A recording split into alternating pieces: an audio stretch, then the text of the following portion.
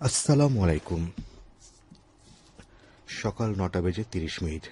আজ শনিবার। বাংলাদেশ বেতার কক্সবাজার স্থানীয় খবরে স্বাগত জানাচ্ছি অ্যালেক্স স্যামুয়েল বারুই।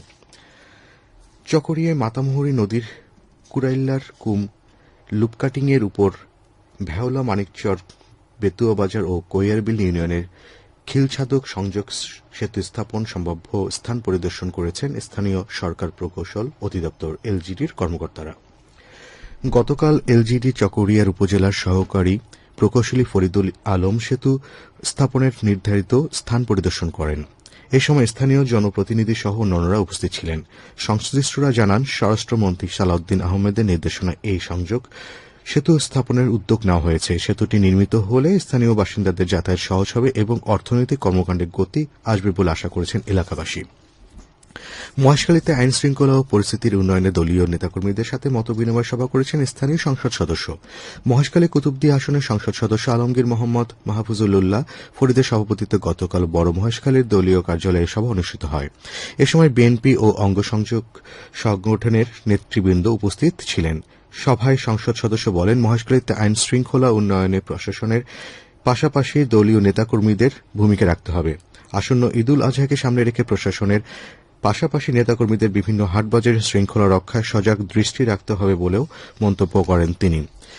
উখিয়ার কুতুবালং মধুরছড়া রোহিঙ্গা ক্যাম্পে অভিযান চালিয়ে বিদেশি মুদ্রা, জাল সনদ ও ভুয়া জাতীয় পরিচয়পত্র সহ এক রোহিঙ্গাকে আটক করেছে এপিবিএন।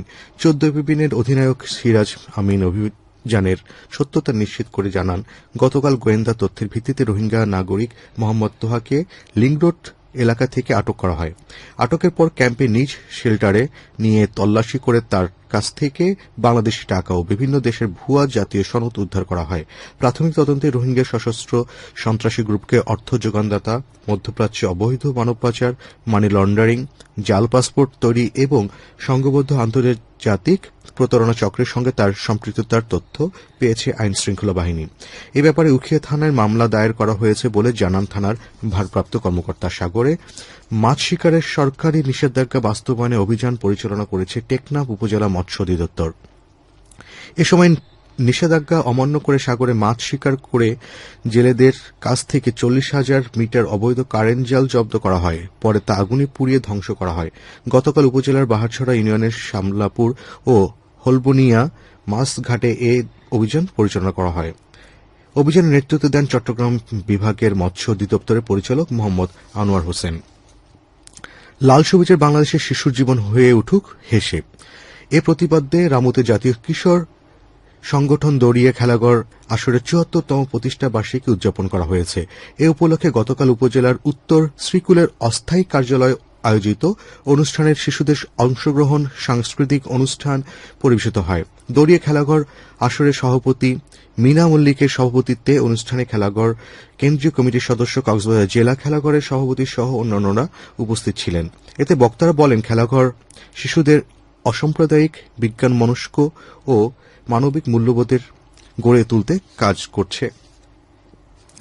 কক্সবাজারে চকরিয়ায় পুলিশের বিশেষ অভিযানে ডাকাতির প্রস্তুতি মামলা ৪ জন সহ মোট ৬ জন আসামিকে গ্রেপ্তার করা হয়েছে। গতকাল চকরিয়া থানার ভারপ্রাপ্ত কর্মকর্তা মনির হোসেন এক প্রেস বিজ্ঞপ্তিতে জানান, অপরাধ দমন ও জননিরাপত্তা নিশ্চিত করতে বিশেষ অভিযান পরিচালনা করেছে পুলিশ। অভিযানে থানা এলাকার বিভিন্ন স্থান থেকে ডাকাতির প্রস্তুতি মামলার ৪ জন এবং পরোয়ানাভুক্ত ২ জনকে গ্রেপ্তার করা হয়েছে। এদিকে রামুতে দীর্ঘদিন আত্মগোপনে থাকার পর মাদক মামলার সাজাপ্রাপ্ত এক আসামিকে গ্রেপ্তার করেছে র্যাপিড অ্যাকশন ব্যাটালিয়নের র্যাব ১৫। গতকাল এক প্রেস বিজ্ঞপ্তির মাধ্যমে বিষয়টি নিশ্চিত করে র্যাব জানায়, গ্রেপ্তারকৃত আব্দুল মাজেদ একটি মাদক মামলার সাজাপ্রাপ্ত হওয়ার পর দীর্ঘদিন ধরে আত্মগোপনে ছিলেন। গোপনের সংবাদের ভিত্তিতে রামুর পূর্ব ওমখালী এলাকার অভিযান চালিয়ে তাকে গ্রেপ্তার করা হয়। গ্রেপ্তারকৃত আসামিকে রামু থানার হস্তান্তর করা হয়েছে। রামুর খুনিয়াপালং ইউনিয়নে উৎসবমুখর পরিবেশে অনুষ্ঠিত হয়েছে গ্রাম বাংলার ঐতিহ্যবাহী বলি খেলা। ৩ দিনব্যাপী এই আয়োজনকে ঘিরে পুরো এলাকা সৃষ্টি হয়েছে উৎসবের আমেজ। উপজেলার বিভিন্ন ইউনিয়ন ছাড়াও আশেপাশের এলাকা থেকে মানুষ খেলা উপভোগ করতে মাঠে ভিড় জমান। ফাইনাল খেলায় রামুর দিদার বলি এবং চকরিয়ার জীবন বলি যৌথভাবে চ্যাম্পিয়ন হওয়ার গৌরব অর্জন করেন। প্রতিযোগিতায় বাবুল বলি দ্বিতীয় স্থান, জামাল বলি তৃতীয় স্থান এবং চট্টগ্রামের কাঞ্চন বলি চতুর্থ স্থান অর্জন করেন।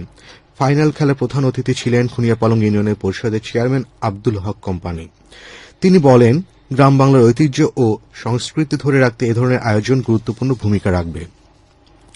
প্রাথমিক বিদ্যালয় গোল্ড কাপ ফুটবল টুর্নামেন্টের জেলা পর্যায়ের প্রতিযোগিতায় বালকে কুতুবদিয়া ও বালিকায় বেকুয়া উপজেলা চ্যাম্পিয়ন হওয়ার গৌরব অর্জন করেছে। গতকাল ফাইনাল খেলায় মহেশখালী উপজেলার মিজ্জিরপাড়া সরকারি প্রাথমিক বিদ্যালয়কে হারিয়ে চ্যাম্পিয়ন হয় কুতুবদিয়া মডেল সরকারি প্রাথমিক বিদ্যালয়ের খুদে ফুটবলাররা। বীরশ্রেষ্ঠ রুহুল আমিন স্টেডিয়ামের অনুষ্ঠিত খেলায় ট্রাইব্রেকারের জয় নিশ্চিত করে কুতুবদিয়া।